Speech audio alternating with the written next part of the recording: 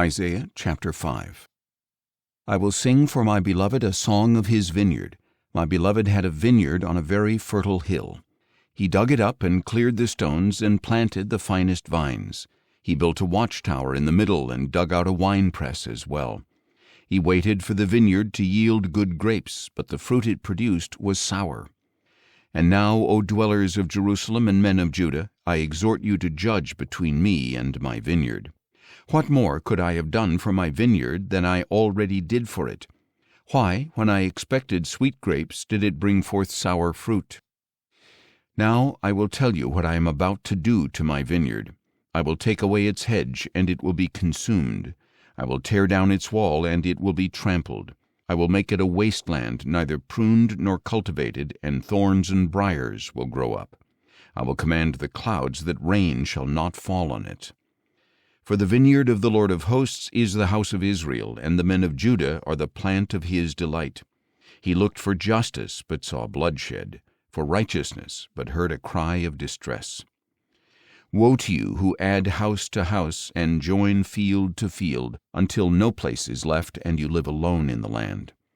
I heard the Lord of hosts declare, surely many houses will become desolate, great mansions left unoccupied. For 10 acres of vineyard will yield but a bath of wine, and a homer of seed only an ephah of grain. Woe to those who rise early in the morning in pursuit of strong drink, who linger into the evening to be inflamed by wine. At their feasts are the lyre and harp, tambourines and flutes and wine. They disregard the actions of the Lord and fail to see the work of his hands.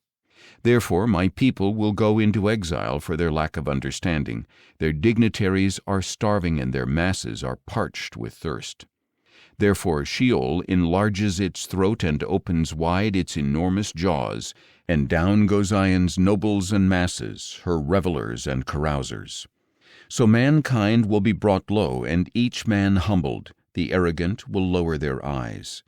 But the Lord of hosts will be exalted by his justice, and the holy God will show himself holy in righteousness. Lambs will graze as in their own pastures, and strangers will feed in the ruins of the wealthy. Woe to those who draw iniquity with cords of deceit and pull sin along with cart ropes, to those who say, let him hurry and hasten his work so that we may see it. Let the plan of the Holy One of Israel come so that we may know it. Woe to those who call evil good and good evil, who turn darkness to light and light to darkness, who replace bitter with sweet and sweet with bitter. Woe to those who are wise in their own eyes and clever in their own sight. Woe to those who are heroes in drinking wine and champions in mixing strong drink, who acquit the guilty for a bribe and deprive the innocent of justice.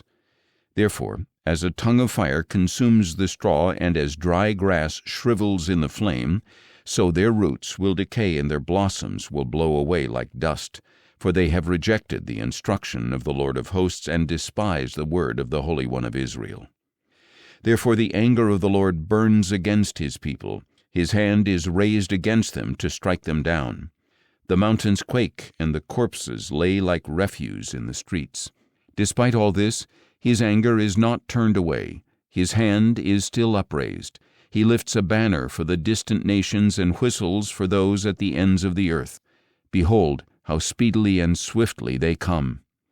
None of them grows weary or stumbles. No one slumbers or sleeps. No belt is loose, and no sandal strap is broken. Their arrows are sharpened, and all their bows are strung. The hooves of their horses are like flint. Their chariot wheels are like a whirlwind.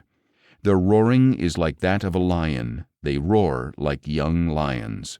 They growl and seize their prey. They carry it away from deliverance. In that day they will roar over it like the roaring of the sea.